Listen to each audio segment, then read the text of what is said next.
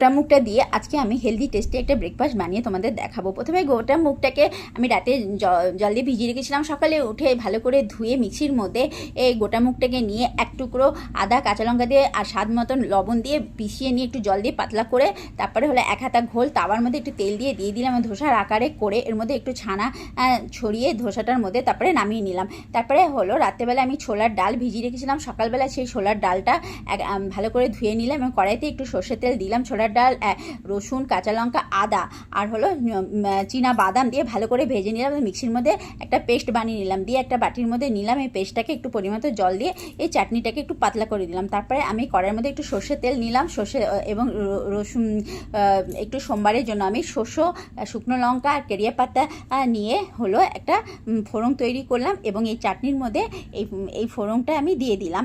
বাস আমার রেডি হয়ে গেল ও এই মুগ ডালের ধোসার সাথে চাটনি।